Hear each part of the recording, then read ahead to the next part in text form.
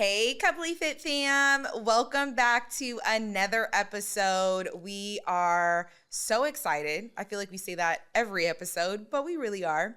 This one's all about glow-ups and grown-ups, how marriage changed us inside and out. I'll tell you what, Dee does always tell me she changed my life. Come on now. And the more that I think about it, the more she's right. That's like that meme that you see on Instagram. Yeah. Where a gentleman is saying, I know that my wife is right. I just don't like her tone. You know what? He's not wrong. He's not wrong. Yes. Absolutely. Absolutely. So today we are going there. We are talking about the glow up inside and out and how marriage has transformed us in ways we didn't expect. But before we truly get started, please like and subscribe if you are watching us on YouTube. If you are watching our clips on social media, please follow us at CoupleyFit, CoupleyFit. Let's get into it. All right, so this first part, we are talking the before marriage glow up. So who did we think that we were before marriage? Or who were we before we were married? Wanna be a baller, shot caller, 20 ways on the Impala. No, I'm like, what? At 22, were we though? But no, not in that sense. I mean, I say that when we met, I was still playing football, so Yeah. I still very much identified as a football player at the time. Very focused on that, but that was a part of like my identity shift because it was a real gut check for me getting injured, not going to the NFL. Right. And so that was a part of the journey too of just like, going through my master's program and then like pivoting and just all the life lessons that came along with that also. So I would say there was definitely a big transition, but also a season of being like, who am I? Because I used to be an athlete. Who am I now? Because I thought I was going to be a pro athlete. Yes. And to your point, it's interesting because, I remember when you were going through your master's program at the University of Akron and Go Zips. Fear the Roo. Fear the Roo. And that was, it was also nice to see too, you going through your schooling because I also was wrapping up my schooling at ASU, right? Sun Devils. Well, you just Sun wrapped Devils. up. Yeah. I just wrapped up. Yeah. You were doing some certifications too. Yes, so I just wrapped up. But interesting enough, before we met, Q independent.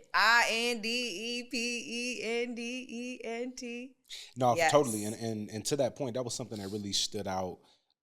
That also I just recommend for people that are listening, whether you're dating somebody or with your partner, I think it is important to have your own independent identities before you meet. Because I think a lot of times, depending on when you meet your partner, like if you're high school sweethearts or you meet early in college, like you're kind of formulating that together versus you were super independent on your own, doing your own thing. I was super impressed, just like, when you typically on a first date and you ask those initial questions, are like, oh, do you have your own place? Oh, do you have your own car? Oh. All of that and more. Oh, you're a winner. Winner, chicken dinner. And that's kind of what the vibe was like, oh, but you already had that going on for yourself and you had already graduated and were working full time and were, again, on your journey. It's still a journey. Like, we haven't figured it all out, but I could just see like, oh no, she's ambitious. She has all of these things. So I felt like I knew that was going to be a great compliment. Yes. And what we had in common that still carries with us today is, we didn't work out in the gym together, but we made it a point that we were going to the gym. I was doing a little bit of a different workout than you were doing.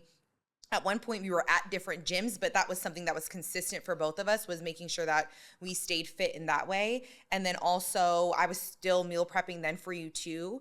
But before then, because this is before, we're talking before marriage, I was doing the same thing, but a lot of also, I was doing my first wave or version of healing as well, just leaving, where I was raised in Goodyear, Arizona, which— The West Side? Woo! There was a reason that, I get asked all the time if I was in witness protection. That's how far away it was, and leaving a rural area that didn't suit me, that I had not so many great memories. I had to do a lot of healing when it came to family, but then also who I was. And I did that throughout college. But then by the time I met you, I did a lot of that healing, like that first version and first wave of healing. So you were also getting that person as well. So it was, yeah, I mean, we were both on our paths, our journeys. We had a pretty good idea of where we wanted to go. But then when we met each other in the club, we very much were kind of like, this is who I am. This is who you are. And I think that we can complement each other well. And yeah, I think that was just a good like start to our relationship. Although again, it was in the club, but it was a good start because we did some research on each other. Big time. No, big time. Do your due diligence. Yes. It's important, you know, is. and just getting to know even the compatibility, right? I don't know all of the horoscopes and all of the things, but I will say I'm a Taurus, you're a Scorpio. They do say they do work well together just as far as like, yes. You know, how we operate and just like mindset. So some of those things just, I think, worked out in our favor. Obviously we didn't plan that. I wasn't like, hey, what's your zodiac sign? No. We found that out later. I was like, oh, that's an extra like +1. Yes. And you actually sent me what was it? It was a website, actually. I seen her potential, y'all. I saw the potential. Early, not late. Yes. What's one thing you thought you had together before we were married, but you didn't? Man, my finances. Before, like I really thought, That's real. real. I was like, man, young Thundercat already, we got a house. I'm young, let's go. And then you realize, like, man, so much goes into it with life and starting a business. And that was something that we did together that was on our journey, which, I'm not going to tell anybody what to do, but like, that's a big investment, especially when you initially get married, right? And you have a house and you're young. Because if you think about it, like we could have done renovations and a whole bunch of other stuff. Yes. But we were investing in like logos and branding and shirts and merch. Yeah. Like we literally were like, no, we're built like the things you see on TV of like people, selling shirts out of their trunk. Like everything was in the trunk. It was on a folding table. Come on now. Still have the folding table. Have the folding table and still have some of that merch. Come on now. I just wore a CoupleyFit sports bra, CoupleyFit tank. And we used to have our matching, matching t-shirts. Stay tuned. Stay tuned. It'll come back. If y'all want it, let us know. Drop it in the comments. If you want some CoupleyFit merch. Come on, wristbands. We had to get your swan on wristbands, throwing them out. What do you need? We got it. So one thing that I thought I had together, but definitely didn't, I would have to say, so it's kind of twofold. So on one end, I was, like I said, I was coming out of my first wave of my healing. And so I thought that I had I did have my emotional maturity there. But then when you get into a relationship and then ultimately when you get into a marriage and you have to take the other person's, thoughts, feelings, concerns, everything into consideration, there's just a new way of being emotionally intelligent that I thought that I had packed down. I'm like, oh yeah, emotional intelligence, check, got it. Yeah. Which again, still did. It was just a different version that I had to learn getting into a relationship and a marriage. Because we met in the club at 22. I think you might have been 23 though. We were heading into 2023. I was still 22. So 22, 23, and then married at 25. I was 25 and you were 26. So some people, nowadays that's kind of early, right? Like some people would say that's early to get married, but and a lot of people ain't getting married. Like you're seeing people 23, 24, 25, 26, and it's just like we had a kid or we in a situationship or we cohabit and that's become the norm. And one thing interesting, I saw some statistics around the fact of, your likelihood of just success, prosperity, right? Yes. Even going back to the biblical times, but having that foundation of being husband and wife. Because again, when you don't have that commitment and you're not locked in that way, a lot of things, people feel like, I can just make moves. I'm out of here. Yeah. One argument. Yeah, I'm gone. That's true. I'm going back to my place. That's true. And it's like, dang, right? And now you have a child or whatever the case may be versus, no, we're really investing into this and we're looking at this as a forever decision. So there's no, we're walking away. If we upset, you better go to the other room, come back, right? But for real, like it's just a different level. So I think that's something that it makes a difference just for those that are listening out there too, that are maybe on the fence of like, man, is marriage for me? Or, do it. Like, no, it makes a huge difference when it comes down to that foundation and that growth too. Yes. And it's interesting you say that, because I've been watching more podcasts on YouTube where one of the main threads that I'm hearing throughout podcasts, especially ones that are talking about, hey, I work with my husband, i.e., right, the founder of Poppy, she works with her husband. They just sold their company for $1.9 billion.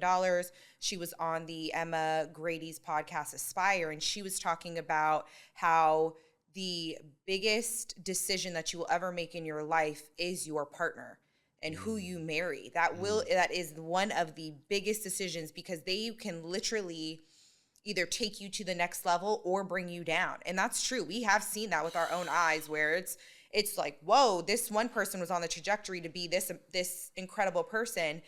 And, they married somebody or got into a relationship and they completely changed. And they're somebody that, don't even recognize now. And it's interesting too, because we always talk about being equally yoked, right? And being able to come into a situation where you both have done some sort of work, some sort of healing, shadow work we always talk about, right? Or even knowing and learning yourself and what you're looking for, and then being able to then come to somebody almost as your first version of being a whole person. Because we always say, especially in this podcast, you are multiple versions of yourself throughout your entire life. And, it's hard to do that work in the beginning, but when you find somebody that believes in you, that supports you, but then also challenges you. I think that's something too that people, kind of shy away from a little bit in marriage, is like, I don't want somebody who's going to challenge me. And it's not a challenge you like, I'm trying to What? What'd you say? What you say? No, it's like, it's a challenge your thought process, your perspective, the way that you might interact. So those are a couple of things I thought too that I wanted to make sure that we just mentioned. No, I love that you mentioned that. It kind of reminds me of a quote, essentially being mindful of how you pick your mate, because that's going to be a part of your journey to being great. Absolutely. It's really important. I just thought that. Okay, bars. That was off the TOP, just so y'all know. But I say that to say, when we also talk about the fact of, you mentioned picking the right mate, and like, what can the consequences be of not picking the right partner and person. In my just devotional this morning, I was reading the old Bible study notes, and it was talking about if you pick a contentious partner, which... Ooh, I know exactly. Is it the scripture? Is that what you're going to say? Yes. So essentially, and some people are like, well, what's contentious? Like, define that for me. But essentially, contentious, it's, when someone gets upset with you or they don't have their way, is it a contentious environment? Is it angry? Is it hostile? Is it backbiting? Do you feel like it's not a comfortable, is it not a safe space? Like, right? Like, it's contentious, right? The room, you can just feel the vibes when it's contentious. Air feels thick. You're like, ooh, did it get dark in here? Like, ooh, why are the vibes off? So that's contentious. But they said being in a contentious relationship with a contentious man or a contentious woman is the equivalent of living on the corner of your rooftop. I said, this is in the Bible. It's in the Bible. In the corner of your rooftop. But if you think about it, how many people are trying to hide and get away? Yes. A room. Some people, I be seeing the memes on IG. Or video games. Not just the video games, but people hide in the bathroom. Yes. Legit. Men I'm just in there 3 hours in the bathroom, unacceptable. Especially if you have kids, unacceptable. And not only that, it's like you in a confined space. Like, it's not the most ideal, right? Like, but again. Your legs are going dead because you're on the legs are shaking. Hold me up. Yes. But if you think about that, right? It's like, is that person in a contentious environment where I'd rather be confined to the bathroom for 3 hours to get some peace and to be by myself rather than be with my partner? That's a problem. That's probably a situation where if they could rewind time and say, ooh, is this the most ideal partner? Is this person going to be right for me? Are they going to be contentious later on? And a lot of times, and you just kind of gloss over it. You're absolutely correct. Come on now. And we've seen it with our own eyes. You see a yellow flag, run right past it, and you're like, hold on. Red flag, run by. Coach call a timeout, you just ignore it. Yes. And ladies, I know we do it. We think that we can change anybody and everybody, especially men. And that's not always true. And so something I'd quickly recommend is to take a look back or hear back our episode where we had the pre-marriage checklist. Ooh, those are bars. Those are we where we dive deeper into before you get married. These are some of the things that you need to talk about before heading into an eternal life with somebody.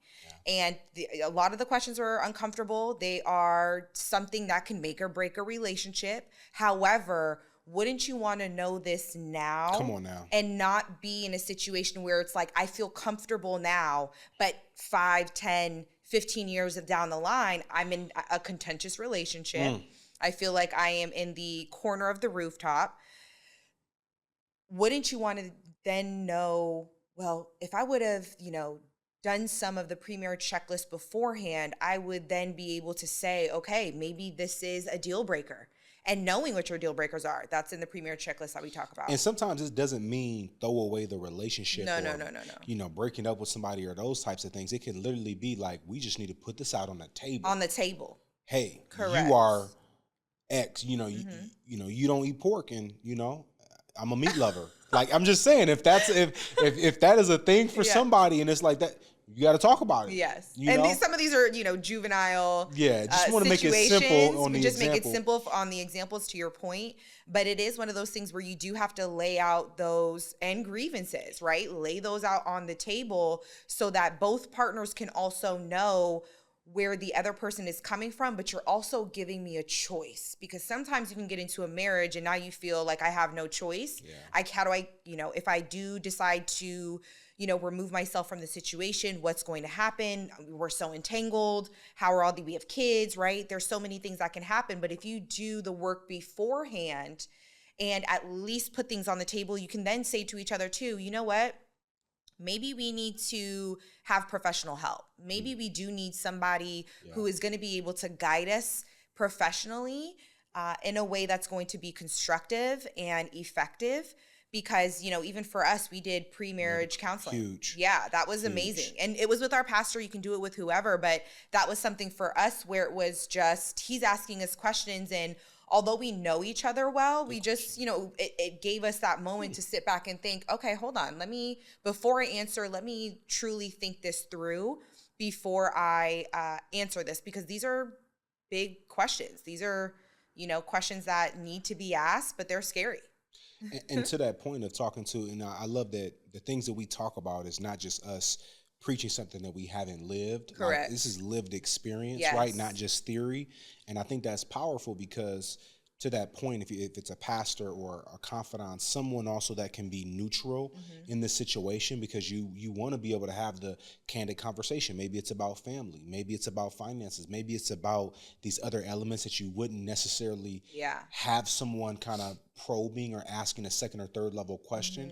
But that's sometimes where you need to go when you're talking about marriage, because a lot of times you don't always have the foundation or the example. That's so true. Of that transparency Definitely. From your parents Definitely. Or, even other relationships. I mean, even when you look You're breaking generational patterns probably. And even when we look at TV, right? Like, people will have you think that it's like, you're married, you're in love, argument, exit. Like, you're just out of there. Yeah. And it's like, wait, can we go argument? Can we go repair? Can we go therapy? Repair, restore, But they don't show you that journey a lot of times on what's the show? Love Island.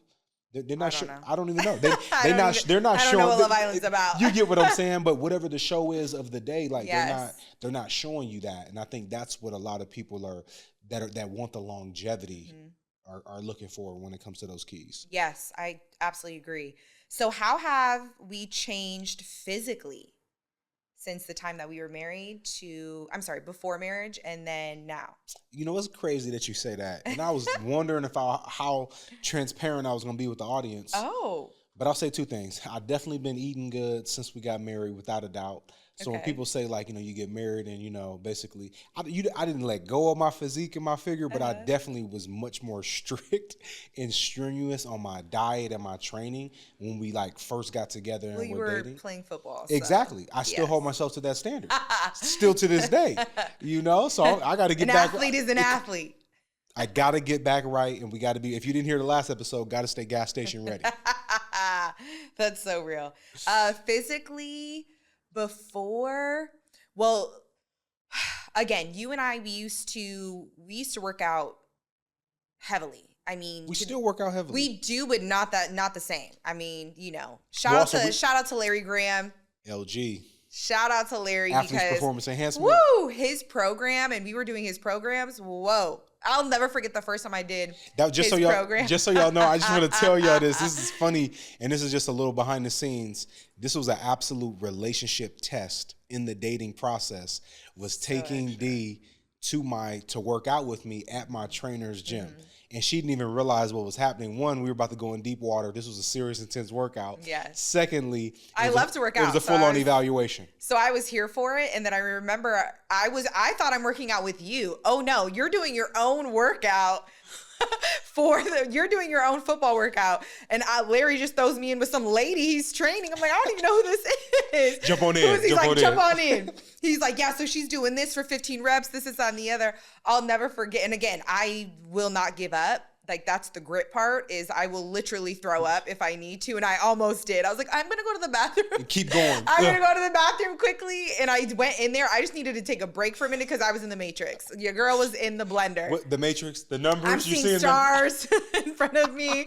I said, Lord Jesus. I was like, I know I work out, but this is a different type of workout. Workout to have you not ready to drive home after. Oh yeah, no, it had me in the blender. So we took those same workouts when we were engaged, so not quite married, but engaged. Before that, we used to be in the gym at 2 hours. It was like 30 minutes of cardio. Easy. Then you jump into your we did stretching, and then we're jumping into our ab workout, which we're doing the decline abs. I was pushing 25-pound weight. Like, what? Your girl was decline abs crazy. It was crazy. Yeah. And then you're jumping into the workout, and it's heavy weight, a little bit on the higher reps. I mean, you were squatting sometimes 185, I think maybe even 205 a couple of times on the squats for 15, 20. Yes. Guys in there looking around like. Yes. I'm doing 90 on the lat pull down for 15. I'm like, girl, we're going to get through this. But I don't work out as heavily like that before. So that's the only thing that's kind of changed physically. But before that, I mean, I've always been active. I would mountain bike. I would, do pool workouts. That's one of my other favorite things to do is pool workouts too. But that was probably physically. How have you changed emotionally? Ooh, night and day. Since before? Yeah, night and day. That's so true. Night and day. The maturation process, I'm really grateful for. The evolving. Yes. Yeah. I just. Oh, that's it. That's it. That's all you got for the people. I had a lot to reflect on right there. A wave of emotions came over me as I was thinking about. I think it's a combination of one, seeing how I had such a mentality, just really the Warriors mentality. You talked about grit and the work ethic, and like football, you got to have a certain energy, like especially as a middle linebacker, quarterback of the defense. It's a gladiator sport. It's a gladiator sport. So like to be able to be like kind of you have to turn it on and turn it off. It's like a switch, right? But then it's like, okay, how do we really make that transition? And as we talked about, when you don't transition into something that you enjoy and something that you love, and you're trying to figure out your passion and what's next, and really you feel like you kind of had your dream right on the fingertips, and it's like, okay, like did I loot? Like I thought that was like a part of the purpose and a part of the plan. What does God have for me in store now, right? And so I just think it was like that figuring out process took me to like, it took me to some humble places, allowed me to really grow, and then also to do a reset and find out like, okay, that's who you were, and it's still a part of you, but who are you now? Who's the post-athlete, Kurt, and who are you going to be, and what type of impact do you want to create? And then I started to really embrace the fact that although I didn't, in my mind, achieve that, that one dream of going to the NFL, I got a chance to see so many guys that played and came behind me that I've mentored and that I work with, see them be able to achieve that dream. And so it's like embracing the joy in that and not being kind of resentful to just like the football universe for having being injured and like playing, just all of the things, right? And trying to replay the time and go back to like what I could have done differently. So I know that was a long answer to the question, but that has it's made a big difference on the emotional side of just figuring out what's next on the journey. Because if you don't have the passion and a purpose, and you're not feeling like you're moving in a direction that you want to go, it just, you're not as excited and jovial and passionate about just every day. Yes. And, I think this is a great time to also talk about for the women that are with athletes that are going through that transition. That can be a very difficult time for both people because you had a lot of anger at that time too. I couldn't even watch the game. I wasn't even watching football. Yeah. And there were some other, external factors as well. But I remember I had to tell you multiple times, you're taking your anger out on me and I'm not having it, and there were a couple of times even in the gym where, you were taking your anger out on me. And I said, oh, no. You're going to go. Yeah, we're going to go opposite ends of the gym. Yeah. I'll see you at the locker room when you're done because no, you're not going to talk to me like that. But again, I knew where you were and I've been giving you that grace because you are in that limbo phase of trying to figure out who you were. But also I'm not going to be somebody who's going to you're not going to walk all over me in the sense of you're going to take your anger out on me. So I was more vocal in that sense. But for the women that are with their husbands are making that transition from being an athlete to, trying to figure it out. It is a journey and, there's going to be a lot of anger. There's going to be, like you said, resentment. I had a couple of years left in me, whatever that looks like. Have grace, but also don't let it be a situation where you're being kind of walked on and you're the one that's taking the brunt of the anger because it's not you. And knowing that, so it's not like a combative, like, how dare you talk to me like that? No, it's just, but hey, I just want to let you know right now you're taking your anger out on me and I don't appreciate that. Yeah, I think the therapy side too is so important. I wish that was something that I would have explored during that transition window. For sure. But I also don't know if you were ready. I know, but sometimes even when you're not ready, like it should have started as soon as the injury happened. Definitely. Of like, because again, you talk about closing all the windows. It's, you're in a dark room just looking up like, oh man, woe is me. And you're like, okay, I need to transition out of that, right? But I appreciate you calling that out. And it just shows that, one, no one's a finished product, right? When it comes to like, oh, we're perfect. It's like, no, there's going to be these seasons or windows where, people talk about the peaks when it's, being at the games and being on the field and all the things, but not the valleys when it's like, whether it's the depression or the anxiety or, injuries. Broken leg, necks bothering you, different things that have happened. So no, that's a great call out because, and I think people deal with that in different careers and different, absolutely, not just athletes, all different phases, right? Correct. And so just being able to figure out what that support looks like, getting the help as needed, but also expressing. That's one thing I appreciate that you did. You expressed it to me, whether it was my tone, what I said, how I said it, whatever the case may be. But what was impactful about it too that I really appreciated was I had to then digest why. What's the root of why my tone is elevated? What's the root of why my jaws are clenched in all of our photos? I never forget that. You were like, we taking these photos. Like, are you not happy? Because we're taking these photos and you're not smiling. And I was like, I already said, are you happy? I was like, because you're not showing it in these photos. It's like, that's a great question. And really, but I think back, linebacker, middle linebacker, all the photos are like, it's like football photos, big necks, too. Football photo, no smiles, right? All grit, and just also, being, kind of some of that Detroit energy in some of the places, right? It's like, you don't always come up and show up with a smile because people would, would think it's sweet. That's think right. you soft. And take advantage. You're absolutely correct. So you got to come up, give the tough exterior, and so some of that working through those things definitely made a difference. Yes, and I'm glad that you shared that. I feel like that's going to touch a lot of people, and they're going to resonate with that.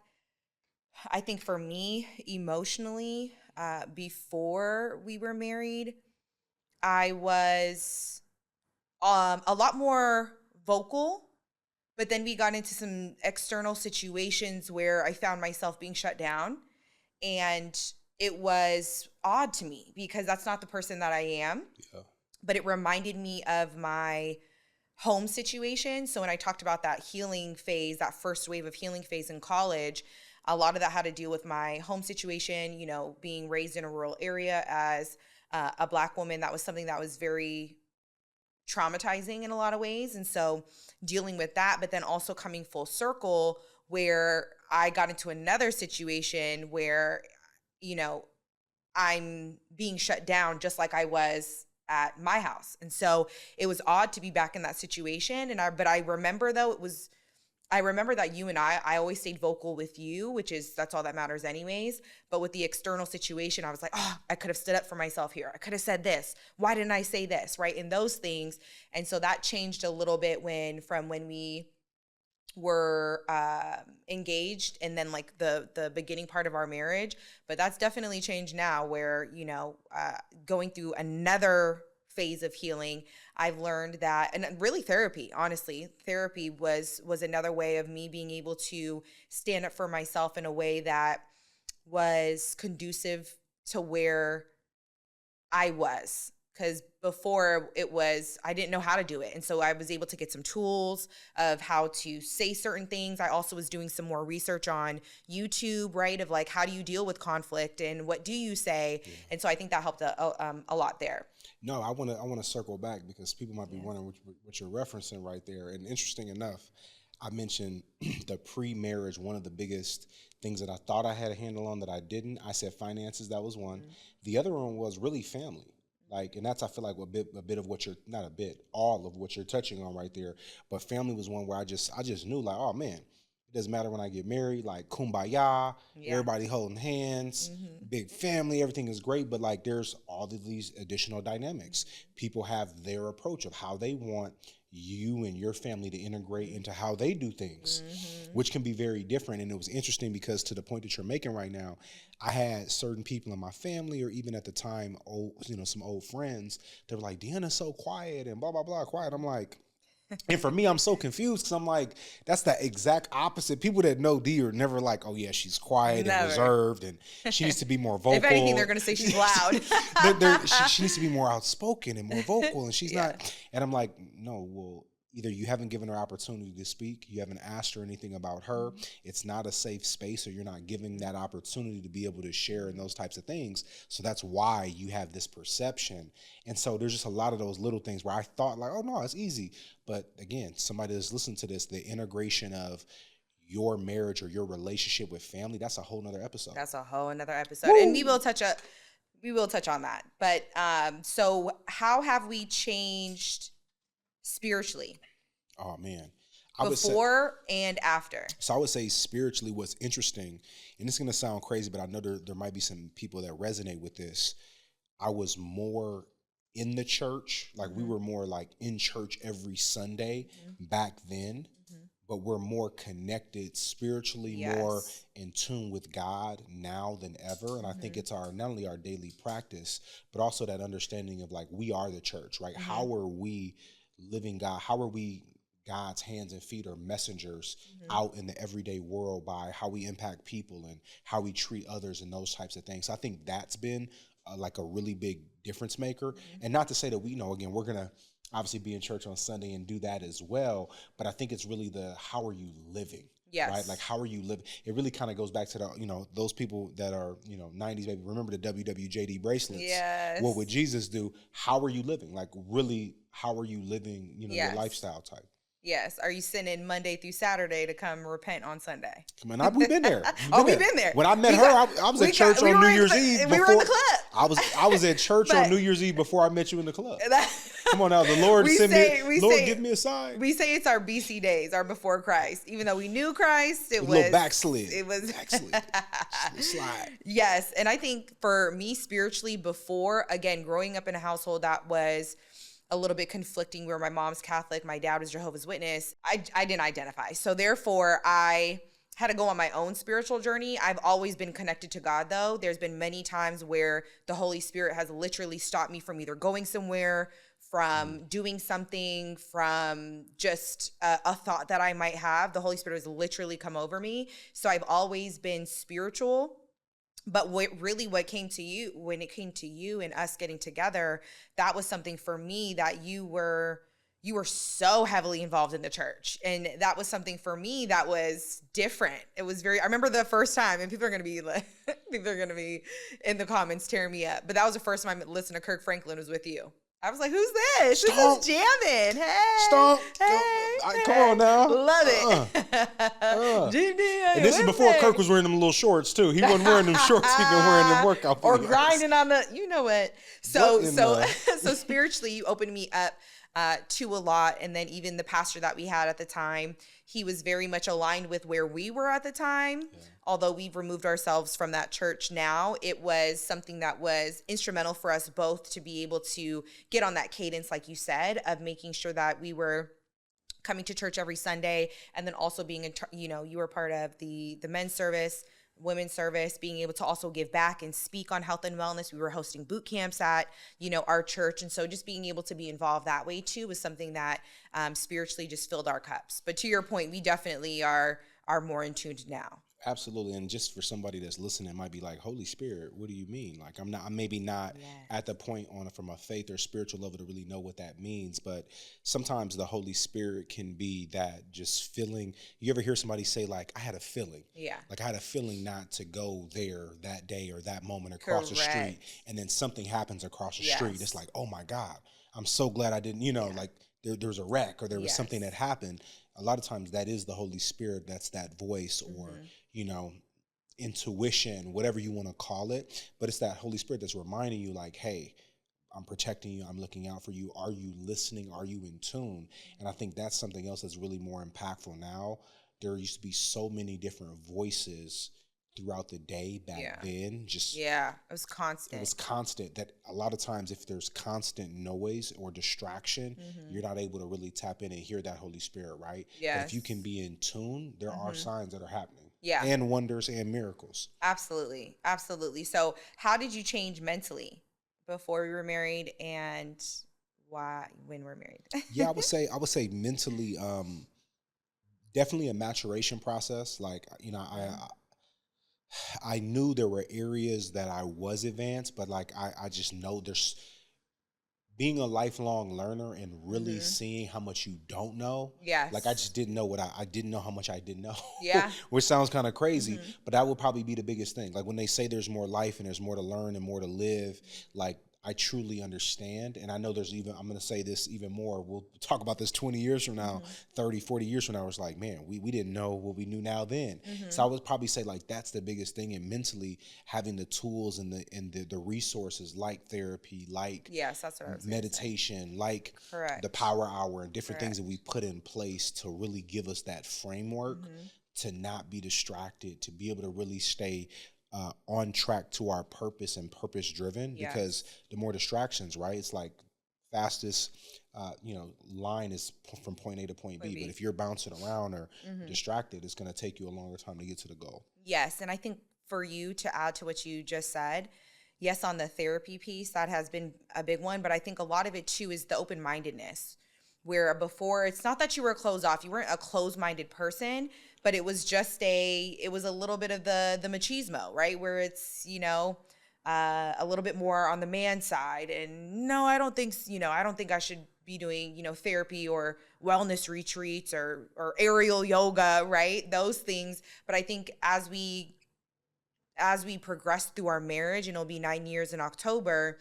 And again, you also trusting me too, where I'm not going to steer you wrong in the sense of, hey, I think this is going to be great for your mental health. Like, I don't think when we first got married, you're going to be going to Savannah and having a buffalo drum being, waved in front of you, or doing the aerial yoga or the feng shui class or any of those things. I don't think that you mentally were open to it. But as we just progressed, and even in our own health and wellness journeys, and seeing what it is, what a sound bath is, and sound healing, and learning more about each one and going through these processes has been a big game changer I've been seeing in your mental health too, to be able to move forward. No, big time. I agree too. It might start off with just journaling before it's like sound healing. Close your eyes, hold hands. You're surrounded by a group of people. Like wellness retreat. It's a build up process. You know what I mean? And going like, and I appreciate you for also meeting me where I was at on the journey, and us continuing to stack these experiences, because it continues to build. Right. And so now that you build your muscle memory, you're like, hey, I am more open to a wellness retreat. I'm open to us going to, like, even now, like hotels and things we go to, we're mindful of our mental health of like, oh, does this have wellness elements at the hotel to be able to stay in our routine, which is, again, it's a game changer. Yes, I agree. I would say for me, what's changed mentally before we were married and after, mentally for me, honestly, I think it's just the learning of the new versions of myself and letting go of some of the older versions and not being so like, no, I have to hold on to that part of my identity, where your identity is just morphing. It's just turning into something that's greater. And before, I would be trying to hold on to things. And even, I've talked about this before, but with my body dysmorphia, that was something before that took over so much of my mental clarity, really, because I used to think so much about my body, what people thought about my body. Do I look like an athlete? Am I lean? How do I look? Always worried about how did I look. But you did a great job over the years of just speaking life into me, and then also just telling me, getting comfortable too, right, with each other and those things, and being vulnerable in that sense in the mental space. But yeah, I think that's the biggest one for me. Yeah, you find like wine in the summertime. Yes, I love you. All right, so we're going to jump into a fun Q&A. This is supposed to be rapid fire. So what's one habit your spouse has now that makes your life better? So one habit that I have now that makes your life better. I'm trying to think of one habit. I mean, there's so many. I'm trying to think of one habit that you have now. For me, it's your discipline. Definitely your discipline. Like you do a great job, and it does go back to your athlete mindset. I feel like you're literally preparing yourself for game day, for a tournament, or like something like that. So you approach every day in that way of like, no, today is game day, or today is the day that I'm going to prep for that big meeting that I have at the end of the week, that I'm going to give it my all. But then also your preparation every day looks just like that, and being disciplined in your routine. So I would say mine for you is your vast vision and being able to stay on the macro, because I'm very much like you said, I'm game day. Yes. I've got the itinerary for today. Yes. But not necessarily for 2 years from now. Right? Like that framework, we're going to get there. But but that's that balance and that yin and yang of, like, you do such a great job with that. This is rapid fire. Yes. What's something you thought was annoying at first, but now you secretly love? Oh, man. Something I thought was annoying was you... First off, the fact that you came so quick and you couldn't come quick with the last one. That's crazy. You warmed me up. And the fellas are going to get this one. He said, oh, well, annoying. Oh, well, let me tell you. The fellas are going to get this one, but basically correcting me about, telling me I should slow down when I'm eating. Oh, yeah, that's true. That's true. Like, fella, is this your last meal? Yes. Can you please slow down? That's taking time. And I used to be offended. How dare you? How dare you tell me to slow down? And it's like, no, thank you. I need water. I need to slow down so I don't eat 2 dinners. Yes. Something I thought was annoying at first. I mean, sometimes you come so heavy on the testosterone and like I'm in your face. I'm like, okay, like I do pull up on her. Like, give me a little bit of a break. Okay. I need a little bit of room here. I love it. But then, sometimes I'm like, wait a minute. She'd be like, I keep popping up on you like, hey. Yes, but it's just heavy testosterone. Like you're giving me game day. And I'm like, wait a minute, we're just prepping for the week. Like, fellas, it's always game day. Somebody's with me. Okay, what's one way your spouse has helped you glow up? Oh man, I would have to say so many areas, but just even. I'm glad you were quick with this one as well. Come on, let me get warmed up. The first one was like trait. I want to make sure I give a trait. I'm really making sure that I got the right information here. These are easy. I'll have to say, like, as far as just elevating some of my routines and habits to open myself up to what better products are out there, i.e. skincare routines, hair care. Even like for me, I've been frugal to a fault in some ways, and you're like, babe, it's not worth saving $20 and not Conditioning having exposure. and not having any leg room on the flight. No, I like, refuse. You're like, babe, you're flying, you're getting ready to fly on a 10-hour flight, and you're like, it's $20 to save on the leg room. Like, we don't need to. No. And it makes, but again, those little things of like, it doesn't Yeah. make sense. And I'm like, you know what, you're so right. Conditioning and exposure. Yes, yes. One way you've helped me glow up is on the workout side. I would say on the workout side, just because, again, you're coming in like it's game day, like you're in the training room at the University of Washington or, you know, the two other schools you went to, and you're just, we're in here to move some weight. I thought you would say something else. What? Well, that was one. Okay, no worries. What are you gonna say? It's all good. You know, your footwear has really been elevated since it has. You're right. You're right. My sneakers. Yes, my sneakers. Okay, love that. I'd be eating good too. I have to say that one. Yes. You do cook for me, so that's probably one of the biggest. I probably should have put that first. It's 3 squares a day and 2 snacks. Listen, I'm just trying to keep up with Granny. That's it. Okay, lessons and takeaways. What's one tip for couples that they should live by? Keep God first. Keep the faith as the foundation. Yes. Faith is the foundation. One tip for couples to live by is to give grace. Charge it to my head and not my heart. To give grace. Most of the time, it's a miscommunication. Yeah, facts. Facts. Okay, what's one thing that changed your view on marriage? Us. Okay. Man, to be honest, you know, I wasn't always as optimistic about marriage and just like being in a happy marriage and that it can work and last and all those things. You just don't see it that often. Yeah. So I feel like being able to be the example. Yes. That changed my view on marriage. Well, I always knew that I was going to be 5 love languages would be my second one. That's a good one. On marriage, I always knew that I was going to be a wife.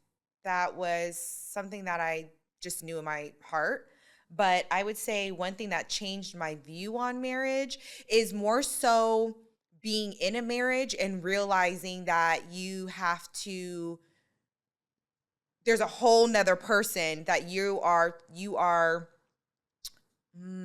don't want to say you're taking on their baggage, but you are taking on all of your conditioning, your exposure. No, but for baggage is a great way to think about it. I know, I just didn't want to but not to be in a negative way, but if you're going from all of your bags, my bags are moving into, we all going on one trip. Yes. That changed your view on marriage because you hear about it, but you don't know it until you live it. And then you live it and it's like, oh, come on. It's like, this is what we're talking about. It's a ussy. We both got to take this on. It is really ussy.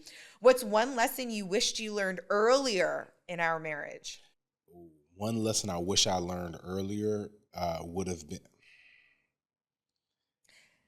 I would say we did a decent job for, again, being in our early 20s, but I would say something earlier that we could have learned is just how to effectively communicate.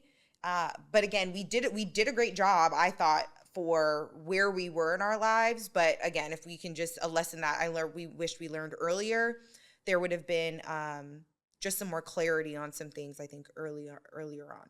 Yeah, I would say something earlier would be, yes, making it all about him as in God, but then making it all about us. So I think a lot of times earlier on, whether it was functions, parties, celebrations, even wedding, like, why are there so many other people that are coming up at thought and are like, it's what they want to do. And what do y'all want to eat? What do y'all want to do? Where do y'all want to be? Yeah. Like, listen, if y'all ain't joining us in what we want, like, and if nobody else joins us, it's about me and you anyway. So like having that early on is a game changer.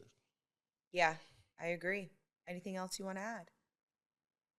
That's it. All right. Mike's still here, but it's dropped. Yes. So we shared the before marriage glow up, how we've changed, even some of our lessons and takeaways to bring your best self into your marriage. If this episode made you laugh, think, or maybe send your spouse a thank you, Please share this with another couple. We want to be able to touch as many lives as we can. Our whole mission with CoupleyFit is to create generational health.